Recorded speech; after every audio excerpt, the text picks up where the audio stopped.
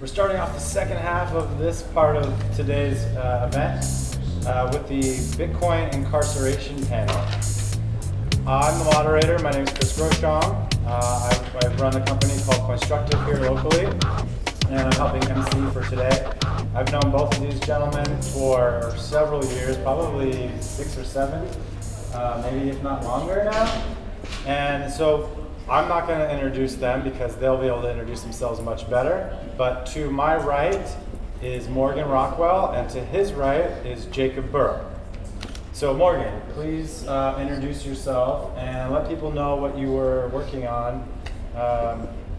Actually, just go ahead and introduce yourself and then we'll move forward. Okay. My name is Morgan Rockwell. I was the founder of Bitcoin Kinetics in 2013. And we were the company that created the first Bitcoin ATM here in Chula Vista, actually a few miles away in my garage. And so I was probably the first hardware person working in Bitcoin at the time. Yeah, and well, I mean, I've had an internship with Airbits back in the day. Involved in Bitcoin really since I was in high school. And how did you guys both get into crypto or Bitcoin? I was in San Francisco in 2008. I was a construction worker, and it was in the midst of Occupy Wall Street, and I was wearing Guy Fawkes masks down there protesting Chase Bank, trying to burn the bank to the ground. And I was lucky enough to meet some really rebellious anarchy-like people, and I got the email for the Bitcoin white paper in late 2008 before the software came out, and so I was privileged to read that before anyone knew what it was. Wow. Didn't really understand it fully in context, and about a year later I started working on Bitcoin in late 2009, and I felt that it was going to be the way the machines of the world worked, and I was working on Internet of Things devices and hardware, Radio Shack stuff, and I felt that Bitcoin was the way to bring money to a machine. I had an internship at Google and was working on AI at the time, and I felt that that was going to be the most pioneering thing in the world, is teaching an AI how to use money. So that's really what put me full-time work on Bitcoin. And how did you get into what were you doing like before Bitcoin? I've been a construction worker since I was about 16. So I was in San Francisco doing sheet metal, and I used to be a stonemason. So it was really the motivation of seeing the housing market collapse when Lehman Brothers went away, and foremans and contractors stopped paying us laborers. And so I had to understand why I wasn't getting paid. I had to learn about the banking system rapidly. I had to learn why people were telling me they didn't want their toilets installed because of the stock market. And so I was forced into finance because of that. And that's what put Bitcoin in my eyes as a financial tool. Great. And Jacob, what were you doing before you got into crypto? Oh, before Bitcoin? Shoot. I think I was like 15, 14, something like that when I was... so whatever 15, 14... well, I before that, I had gotten like 10. I remember I got my first computer. I really got into, I don't know why exactly, but computer science is like that specialty that I wanted to go after. Right? And so with that, I started doing a lot of things electronic. And, I wanted to use electronic money as well, and I couldn't as a minor. Couldn't really use anything. You mean as a person under the age of 18? Yeah. Right? No, yeah. Okay, Well, I did do a little bit of mining. It was already a bit hard in like 2013 when I found it. So I mined just enough computers on my high school computers. I had to mine like in the afternoon and the evening and stop in the day when we were going to use it. And I got just enough to buy a pizza, and then I got really motivated on it. But there was no way to really buy it otherwise. So it was, you can't use PayPal, can't use Google Wallet, so I had to buy through people who had access, really. That's the only way. And that's, I had to get some community service hours for college later, so I wanted to get some with something that's related to Bitcoin, right? That I was interested in, not just anything. And instead I got an internship with Airbits, it's now Edge, and well, they paid all their staff in Bitcoin, so that solved it for me initially. But yeah, that was like before. That was like my sort of like introduction.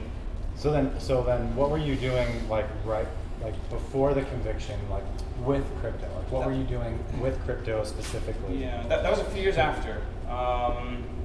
Between that time, gosh, let's see. So, I started. As I started to earn Bitcoin, I wanted to spend it naturally. I wanted to use it. I didn't want to have to sell it. I did sell it to other people. I saw other people having the same issue of acquiring Bitcoin and getting set up, verifying and everything, and getting stuck in the process sometimes, and not know how to use a wallet. So I had to help them set up. I worked at a wallet company, so I just helped them set up with the wallet, show them how to use it safely, and give them just general help and getting it set up with actually acquiring it in the first place. But beyond that, then I try to spend it. The easiest way I saw to spend it, actually, one of them here, Bitrefill, is still one of the earliest ways I started using it, which is basically through gift cards, right? And so Gift, eGifter, Bitrefill, and a few others were ways you could get even a little discount with gift cards by spending it. But then I found that you could, at secondary gift markets, you could buy gift cards, sometimes at a bulk, various denominations and such, but you get a much bigger discount. So I ended up getting those and spending that way, and I'd save a whole lot more money. And then I started getting those gift cards and selling them, and I made a little gift card business where I would just buy a bunch of gift cards and sell them secondhand and find discount, buy bulk discounts, start buying $10,000, $50,000 of gift cards and selling them on Craigslist and stuff to other people who could save money. Just saving all those profits into Bitcoin. But one in particular, and in the talk before I mentioned Starbucks gift cards, but they were one of the only ones that had a very flexible gift card system where you could divide up amounts and you could make new cards, etc., very easily. Whereas most other ones are very rigid, right? So with Starbucks in particular, had a very big discount ratio compared to other ones because it's not much. You can only buy like coffee at Starbucks. Right. With Amazon, you can buy just about anything, so it's a less of a discount. So big discount, very flexible system. And then I ran into a California law, in civil code, section 1749.5b2, memorized, but any gift card under $10 the retailer basically has to redeem it for cash. So I didn't even have to try to sell it and lose a portion and offer a discount. I could redeem it for the full cash value, and any discount would be full profit. So I started doing that on a little scale, and grew that quite significantly because it's just so much easier to redeem gift cards than it was.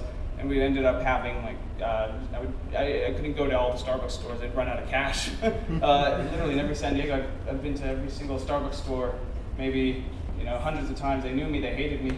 Yeah. I'm here to pick up my cash today. Yeah. Here's my 5 gift cards. And the FBI investigated me and sort of things like that. So no issues there. I would talk to anyone who talked to me. I talked to the Starbucks district managers, and very transparent about what I was doing. But whatever. And I would eventually just start, instead of going myself to stores, I would just basically buy them in wholesale, divide them up, and then sell it to other people who would then go out and redeem it themselves in their own time. And had like 7-10 people going full time. It's a little enterprise. Yeah, it was a little fun thing. Just wanted to see how long it would last. But yeah, and those were the early days when we had very limited options to buy, sell, and use Bitcoin. And it was great money for a young person. And so from there, at the same time, I was also posting. I've done a lot of things. I've sold cars. I've done Airbnb. But one extra thing I did was just post ads on local Bitcoins and help people sell. Just doing that, but what I was doing to help people initially, and help them on a bigger scale. I was trying to help more people, and I saw there was tons of demand there too. So I started selling tons of Bitcoin. That's kind of where I went. I did the same. I was an avid local Bitcoin user, and moved to Portland, Oregon, and tried to pitch this Bitcoin ATM, Bitcoin machine idea to Intel. I was in Beaverton, and buying and selling Bitcoin was how I paid my rent. And local Bitcoins is probably something that most people don't use anymore, but it was really the only way you can acquire small amounts of Bitcoin or sell small amounts of Bitcoin without depending on anyone else. And it was at a time when there was not much education going on how Bitcoin works and what it was. Yeah, what year is this approximately? 2011, 12, 13. Yep. And I can say that I met thousands of people in a way that they just wanted to learn to buy their first Bitcoin. And that was not just a monetary thing, it was a networking and teaching experience more than anything. I met people from AIG, JP Morgan, the Navy, and they would meet with me at Starbucks, and I don't want anyone to know I bought $100 of Bitcoin. I just want to learn how this works. And so professional high-class human beings that deal with either national security or insurance or banking regulation were coming to me while I was riding my bike through Portland, Oregon, and handing a Bitcoin like a sack of weed, and so it was a really interesting experience because I got to meet a lot of people that way. Okay, that's awesome. So let's get into convictions. Sure. So what were you actually convicted about? Well, in the federal government, you get a grand jury, you get an indictment, and then you get a conviction. So initially, I was indicted for money laundering, unlicensed money transmission, and asset forfeiture. And when all came down to the end, I had a superseding indictment the night before trial was to begin because I decided to fight my case. And money laundering was dropped and replaced with a wire fraud charge. And so each one of those charges are very unique, special, particular situations where unlicensed money transmission is the main charge, but unlicensed money transmission is the equivalent of fishing without a fishing license, brokering and selling and using money without a money license. Money laundering is used often as the nail in the coffin to get a case approved by a judge. That was dropped because of its intent, special intent, general intent. The unlicensed money transmission charge, which I believe is what Jacob and me both have in common, is a general intent. So ignorance of the law is no excuse. And so that is the charge that I focus on. The money laundering charge was removed and replaced with a wire fraud charge. And there were particular reasons about my business that was used, but it was also used because of the Interstate Commerce Clause, the Civil War Act that allows the federal government to involve itself over state lines. And so, like mail fraud or wire fraud, if you're using the internet or the post office, even though you're within the state, the federal government now has jurisdiction. Mm-hmm. And so I kind of personally and philosophically don't think those charges were real. They were used for tools, but the unlicensed money transmission is the meat of the reason that I was indicted and put in prison. Yeah, it's the conviction we both share. I was charged, I think, with 33 counts of different, 4 different charges, money laundering being Well, the only. and that's pretty typical, right? Yeah, Like, it's they typical. throw a whole bunch of things, Yeah, and just then they try to get something to stick. yeah, to get a plea. And I don't want to talk for you, but am I mistaken that they threatened you with hundreds of years because of each charge? Yeah, I mean that's just the way the math works. Yeah. So it could be like a life I met sentence someone to who was nothing. threatened with 1,500 years. Yeah. So But that's just standard. I mean, no one gets it. It's just a standard thing. I haven't met a 1,500-year-old yet, though. All right, so I want to kind of move forward then. So we're looking at unlicensed money transmission, basically. Yes. Right? So that's one of the, and the reason why we're doing this panel today is I basically help people like them now, right? So I'm a compliance officer, and I help MSBs, money service businesses, make sure that they stay licensed and stay regulated, and do the things that they're supposed to be doing that are required by the government in order to stay compliant. Right now, and we'll learn also more about this from the speaker after this panel, but Bitcoin and cryptocurrency is not considered money, like if you put in air quotes, the definition of money. So when you go to some of these states and you ask, hey, I'd like to get a money transmitter license so I can do this business the right way. The state literally comes back to you and says, sorry, Bitcoin's not money. We don't regulate Bitcoin. So you don't need a license. They don't actually say that, but you have to infer, because they can't give you any legal advice, right? They can give you an opinion from their department stating whether or not you need one, but at the end of the day, it's really up to you and your legal team to determine whether you need one or not. Now, California is one of those states that technically you don't need a license to do it, right? But there are certain things that you still have to do at a federal level in order to stay compliant. And so this is what they're doing, is they're going around and they're looking for people who may have gotten connected to something that they didn't know that they were involved with, or have a customer that they didn't know was involved in something.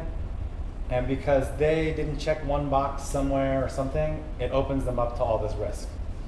And so this is the situation that both of these gentlemen found themselves in, because you heard them both say they're here to try to help and educate, and this was new, there wasn't a lot of guidance, right? And I don't think there's a whole lot wrong with sitting down with somebody, selling them $100 worth of Bitcoin, right? And having make sure like they understand and get the use of it. Everybody was doing this back in 2012, 2013.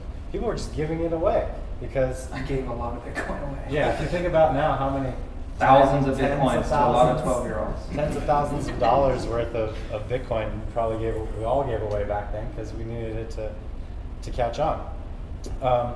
So I want to get into a little bit about both of your relationship. So you guys knew each other because you were here in San Diego, right? Yeah. Yeah. And then let's talk about how you guys got reconnected later. I don't know who wants to start. I'll say so. This is after you've been both separately. And when was your conviction? Well, the indictment started February 9th, 2018. Conviction happened October 28th, 2018. So you were, and then you were actually sent to prison?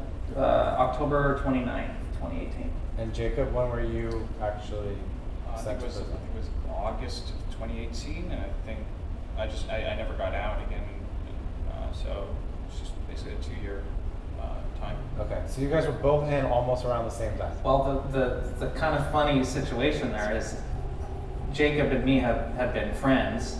We've attended conference together, and Well, yeah, I know, because like I've seen, like Jacob and I did some podcasts together. So when I initially went to, when I was arrested by Homeland Security Investigations and ICE in Las Vegas in my penthouse where I was living like an idiot next to Floyd Mayweather. They dragged me out of there. I got banned from Palms for life, and I went to Henderson jail for a week. David Chestnoff and Oscar Goodwin, the mayor of Las Vegas' lawyer, came and got me out. I was at the time teaching every casino in Las Vegas how to use Bitcoin and maintaining the Bitcoin ATM on the D's casino floor in downtown Las Vegas. I was in the process of kicking BitPay out of the D casino and replacing it with Airbits' white label that I made Bitcoin Pay a point of sale out of that app to pitch the casino to do direct Bitcoin payments. So I had a very good relationship with the casinos at the time. And so when I got put in jail there, I had lawyers for those people come get me out. They extradited me to San Diego where I had to fight my case right here. And I fought my case for a year. And what happened is I turned down 2 plea deals because I considered this case Supreme Court worthy level. Because like you said, the definition of what money is or isn't, I went full legal warfare with the federal government on jurisdiction, freedom of speech, selling MP3s and Pokemon cards over Bitcoin, all non-money things, what a government defines as money, IRS saying Bitcoin is property. And so I had a plethora of arguments, which I believe I would have won. And unfortunately, the Homeland Security agent that bought Bitcoin from me, undercover-wise, in 2016, arrested me in Chula Vista the night before trial, superseded my indictment, and I went to prison here at MCC.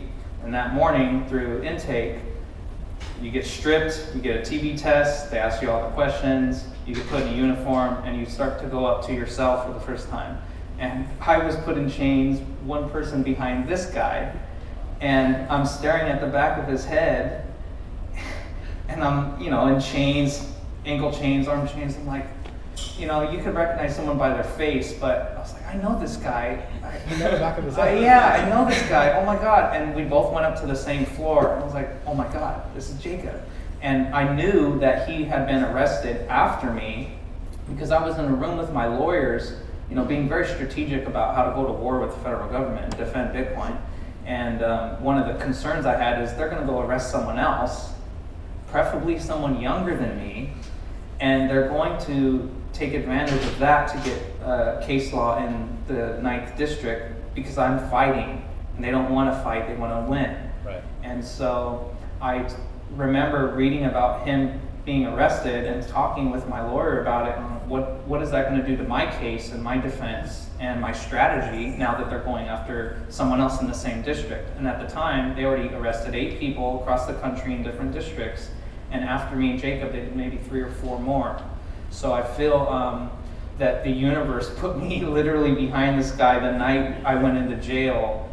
It was very coincidental. Then we became cellmates, and we lived in prison together for like 6 months until we were transferred apart. So the universe has a way, And the irony of it is, when you're in prison and you're the only 2 people in the whole country basically sitting in a prison cell for these unique cases, and you're looking in the vents to make sure there's no microphones there because you're like, why are we in the cell together? And it's like 10 floors of like 1,000. Yeah, the numbers What a game. coincidence, right? There's no such thing in the United States, so it was very like, whoa, this is a heavy thing. And me and Jacob taught every person we ever met in prison about Bitcoin, and there were 2 of us, so it was strange. Office hours are open. Yeah, it was strange. So I want to, Jacob, ask you, what did Bitcoin and crypto represent to you before your incarceration?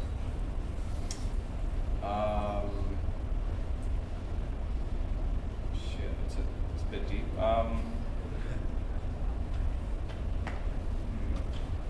What do you want to go first, Morgan? I don't know. I think me and Jacob have a really unique and similar philosophical view of Bitcoin.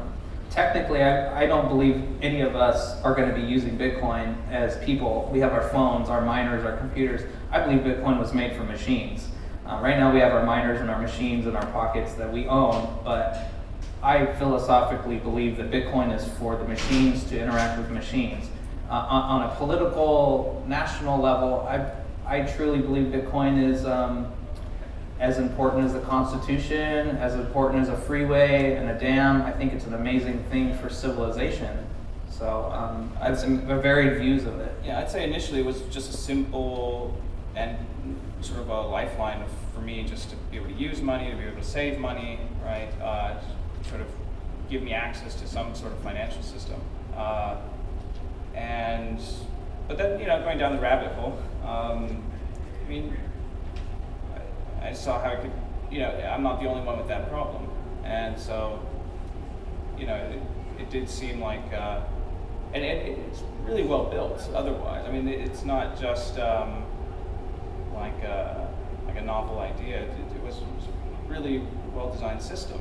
So, it seems like it could change tremendously. I didn't realize that it would catch on so quickly or anything. I thought it would keep in pace, at least with inflation, because it has a reducing supply, and it can't go from $100 a coin. It can't go. It's unlikely for it to go lower dramatically for no reason.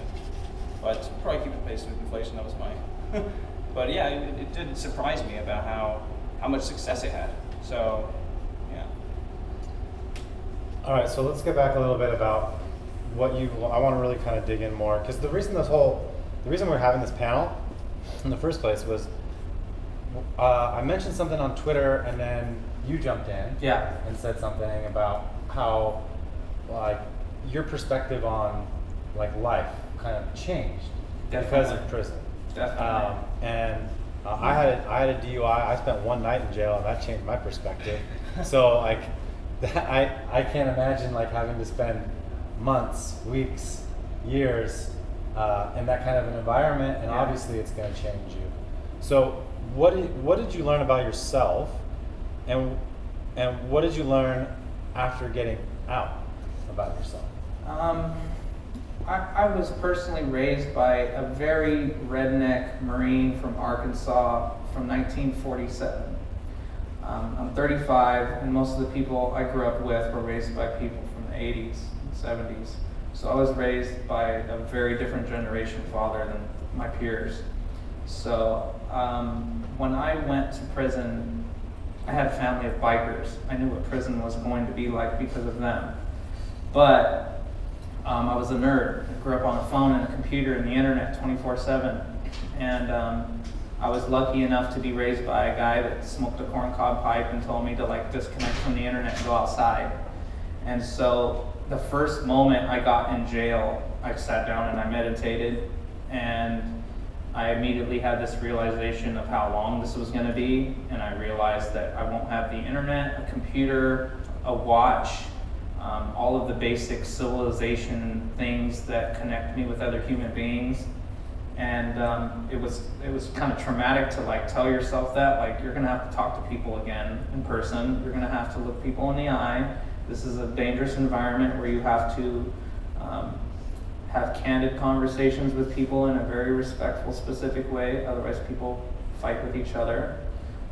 It puts you in a caveman mindset about food and sleep and supplies and privacy. You're literally sleeping next to a toilet, usually with 2 or 3 other people. So the level of humbleness that comes immediately is life or death. You humble yourself or you're dead.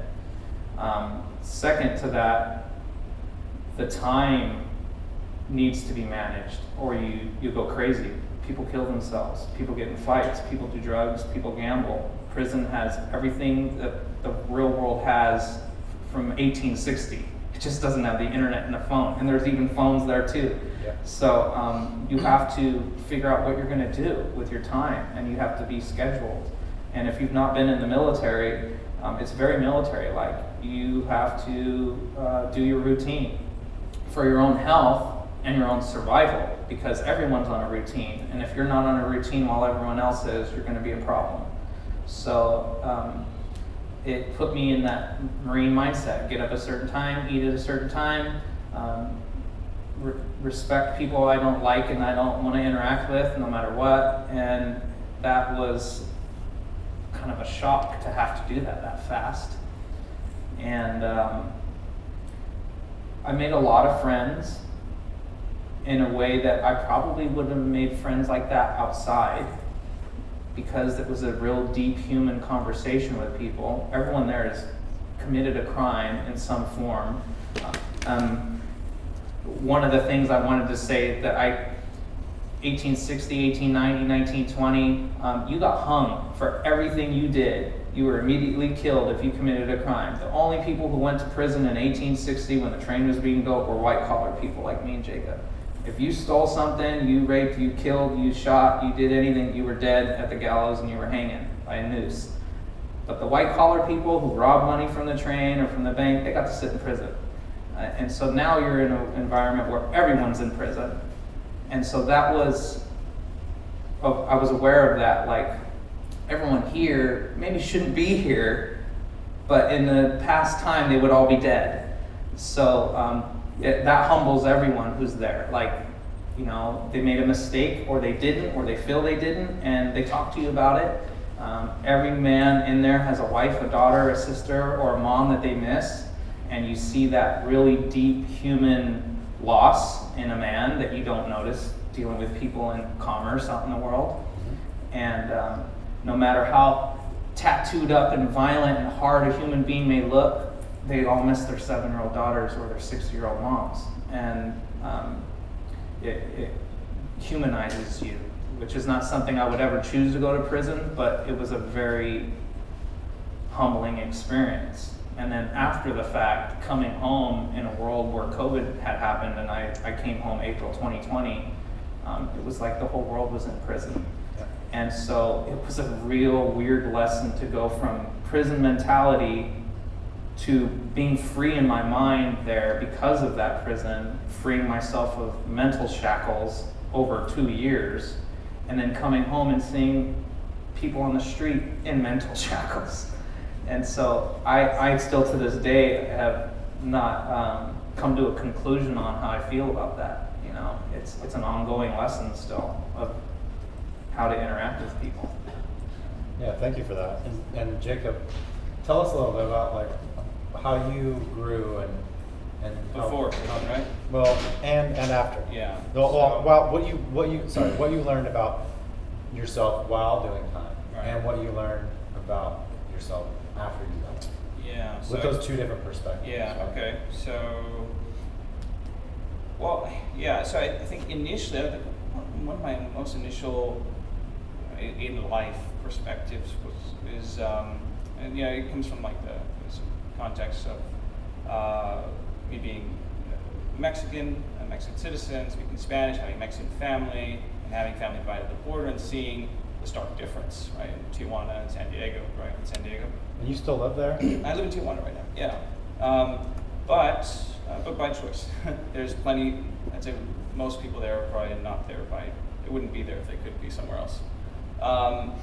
And differences in wages, differences in, tons of differences. And me feeling from a young age, and I remember my brother talking to me about, that difference from a very young age, and me, being acutely aware of my privilege, being a U.S. citizen, of not being safe, and a bunch of things that you might otherwise take for granted. And I've had little hiccups before that. Like, remember once when I moved out to Mexico, initially to save money to be able to save more Bitcoin. I was living on my own for the first time in a house in a dirt road in Mexico. It was really nice, but it was a dirt road, and I was sick. It was raining. The gas was for the water heater was off. I had filled it, but I hadn't turned on the water heater, so I went outside. It was, I don't know, almost midnight. I just wanted to take a hot shower. I felt sick, and so I went to turn it off, and the door slammed behind me with wind, and so I didn't have my keys, I didn't have a phone, I had a car, but I couldn't get in, couldn't turn it on, so I had to walk several blocks to, in the mud, to someone who might be able to call someone or get a key for me to get back in. So while I was sick in pajamas, so it wasn't the best experience, but I remember feeling sort of like angry, or like frustrated. Like, why me? Like this, like, I'm walking through this mud, and it was a terrible situation. It felt terrible. But then I remember I saw I remember this because it took me 180 in a matter of seconds, which I remember walking and seeing this guy, a Mexican guy, like I don't know his name, but it was like some crazy guy. He was always around there. He was a great guy, but just a bit crazy. And he was super happy. He was walking too, and he lives there. And he lives in the mud, basically. And he was just walking and say hi to him, and I'm like, I'm feeling this way, angry or frustrated, but I'm gonna, in an hour and 2 hours, I'm gonna have a hot shower. He's not, and so, it just threw me out of my, and then I walked happily there, I walked happily back, every little other things happened on the way, and I was so super happy. I was the happiest person ever, after that. So the same situation, right? But complete shift in perspective in that moment. So I kind of felt prepared for prison when I got there. Not initially, but afterwards, I was like, this is not that bad. Like it could be worse, but there's tons of people, in Mexico, around the world, who would be dying, because I'm not gonna have a life sentence potentially. I wasn't really convinced I was gonna get a life sentence. 1,500 years. You wouldn't know how many. It could be 10, it could be 2, but still, people would be fighting and trading their lives. They would trade spots with me. Yeah. Tons of people would trade spots with me. So I didn't feel I had anything to complain about at all. I had tons to be grateful for, and I had support from family, from all over the world, from England, people writing me letters and stuff. And I would see other prisoners too. They'd get their letters telling them that they're a piece of shit, that they're terrible people, that because they might have been in prison the 3rd time, that their children don't know them, and terrible things. So, yeah, I thought, and I, you could chat with a bunch of prisoners, and with murderers who've had 40 years, 50 years in prison, they're going to die there. And we still know You know, I still get calls from prison from people from Totally. with contraband phones from people who call me and I have to hang up. But then when I realize it's them, or they send me a Facebook message. So yeah, we're the Bitcoin guys. They look for us. Yeah. But yeah, I mean, and I think I got to practice my gratitude a lot. So you know, that was very useful, I think. You know, but yeah, I think, you know, independent of the situation, you know, you have to control your mind, you know, because it's so much time. I mean, even you forget 2 years, you know, even 3-6 months in the same place in the cells, it's crazy.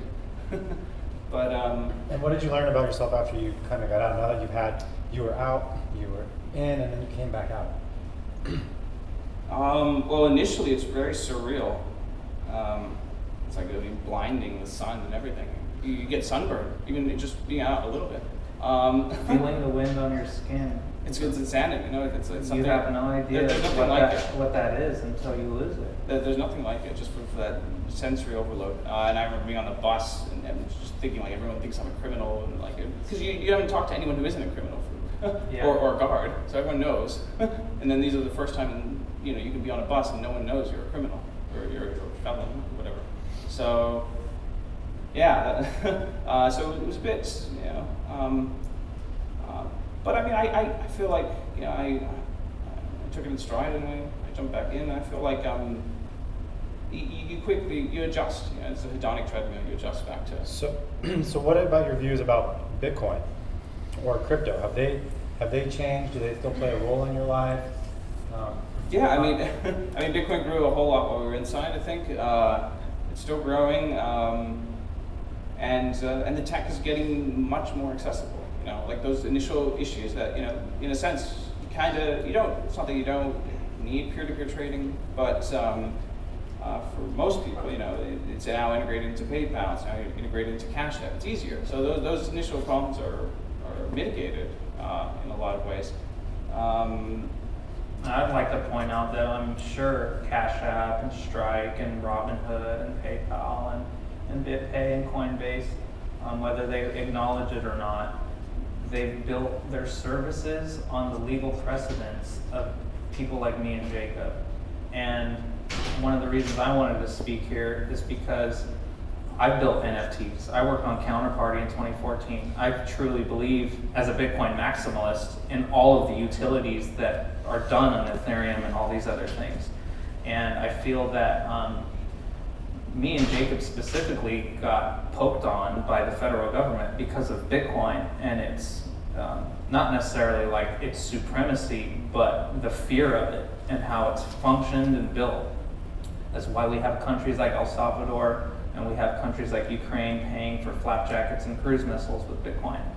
And so I feel that is why, at least in my personal case, why that was so important for the federal government to pursue this decision to do it, to make case law, because we still don't have this federal law, this federal rule, the federal regulation on what Bitcoin is or isn't. We have plenty of states doing that, but it's, to me, this is not about money, it's about this utility. And Bitcoin to me has always been a warfare, Terminator, World War IV thing. I taught the US Army how to use Bitcoin. I worked for the Department of Defense, I worked for Training and Doctrine Command. I went to the Mad Scientists Conference and I taught the Chief of Staff of the US Army how to pay drones in Bitcoin to go shoot people. So I know that that's there, and now we have Twitter raising Bitcoin addresses for the Ukraine military. So that's always been my perspective of what Bitcoin can and will be, whether we like it or not. And so I think the federal government goes through these money things as almost a simple excuse for national security or for their grandiose fears of what Bitcoin will turn into or what these other things will turn into. And so having developers write code, we have the Tornado Cash developer writing code in jail. We have people like Ross who built a website in jail. We have, I actually was in the back room of Marcus Hutchins' hearing in Las Vegas, and they said he made a program that took banking passwords. That kid single-handedly stopped the WannaCry virus, which was the biggest cyber attack in human history. And so developers like me, Jacob, and these other people, we're like mercenaries in the cyber war, whether we like it or not. In the future, and we're going to be labeled as, we have Space Force, Cyber Force, we have a space military, a cyber military, and there are going to be people that are going to look back on these code writers as people who made AR-15s or Hummers. And so I think that that's more important than the monetary aspects is, as a person, I want my toaster to take Bitcoin and give me toast, but also a tank's going to take Bitcoin and pay for bullets that way too. So a tool, a hammer could kill someone or build a house. So Bitcoin is always going to be a utility to me, and all these other things are going to be utility to me. And I feel like me and Jacob and other people got put in this crosshair on like, well, that hammer could kill someone and you're selling hammers to people. And that's more important than really the context of buying and selling Bitcoin. There are plenty of people in the country who have been put away in jail for financial things. And there aren't other people up here from the other cryptocurrency spaces or even the Bitcoin spaces who sold Bitcoin. It's developers. And I think that's a really important thing, since there's going to probably be developers here. That was one of the reasons I wanted to speak, is to make sure everyone writing code realizes it's not just cool, it's not fun, it's not art. Unfortunately, we have a cyber military, we have a world war that is going to use the internet, and if you are writing code, whether you like it or not, you're going to be recruited to that, or you're going to be participating in that, or your work is going to be used in that context, whether you like it or not. So in hindsight, I wish someone told me that. And so whatever you do, writing ones and zeros, it's not just MP3s and pictures of monkeys. It's things that unlock doors and make guns go off too. So that needs to be put in everyone's mind who's writing code, not for fear, but for be the adult in the room and know what you're doing. You know, if someone would have given me some hindsight as I was working with the Department of Defense, I wouldn't have sold Bitcoin if I knew that I had to file with FinCEN. If someone just would have told me that the Treasury Department changed a rule on their website, I would have done it, because I was getting defense contracts. So crossing T's and dotting I's was important, but no one told us. No one was up here telling us in 2014, hey, you gotta go register with FinCEN. I had Homeland Security and Secret Service put me in a room over here and tell me I had to do it after they already secretly indicted me. So that's not the way it should be done. And you know, I have a very 1776 view. The redcoats are coming, and you know, just look around and see who the feds are in the room. We're all in the United States, and that's how it is. If you don't understand the context of that situation, writing code and doing NFTs and working on Bitcoin and buying and selling these cryptocurrencies, you can't be blind to that. Do you have anything to add? I know it's heavy, I'm sorry. Yeah, No, it's really good. I mean, Yeah, we will. yeah, I mean, I guess a lot of that could sound or feel a little, because I mean, I think if someone had told me that, yeah, I might have sounded overblown, or, but yeah, I think it's quite healthy, at least with the federal government in the U.S. It's healthy to be a bit paranoid, not overly, but a good degree of paranoia will protect you. Kurt Cobain said, just because you're paranoid doesn't mean they're not after you. So, yeah. So get your questions together. I have one more question for the panelists, and then we're going to start taking questions. If you could go back and give your younger self some advice, I think you just kind of said I think you did just say some of that. Jacob keeps trying to get me to leave the United States, so maybe that would be it. I would say paperwork. I love paperwork. I'm a nerd when it comes to corporations and LLCs and trusts, and I filed patents for Bitcoin ATMs. I filed with the SEC when I created Bitcoin Kinetics. I like that. I like the idea of the contract. But the whole idea of licensing has been something I hated my whole life, whether it was a car license or a fishing license. I had no idea there was such a thing as the money license. Because my brain always was anti-authoritarian on someone giving me a certificate allowing me to do something. I like the creating paperwork, creating a corporation, birth certificate, creating life. I understand documenting like NFTs can do, recording an event, making a thing, a DAO, a piece of paper that says something exists. But I always hated the idea of a government saying I needed a piece of paper to be allowed to do something. So I ignored that. If I was 13 years old, I would tell myself, shut the fuck up and follow your licenses. That was important. So no one told me that, not even my parents. Yeah, and I think, well, it's just sort of one perspective I think I still have, and it hasn't changed, is that, it's not that like I'm against fighting the political system, or against trying to change, or proponent of civil disobedience and stuff, and taking risks and things like that. I think those are good things generally, but I think it's if you understand, you want to understand the amount of risk you're taking, and so that you're happy with whatever consequence that happens in the realm of possibilities because of it. But so yeah, I mean, I really definitely could have explained that. I think a good clarity would have been very good, whether it's me giving the advice or because it would have saved both of us, but and it would probably others. But Cautiousness. But yeah, because in the saying typically, not with Bitcoin usually, not with money, but typically with tech, is that you move fast and great things. But and that's kind of was my perspective. But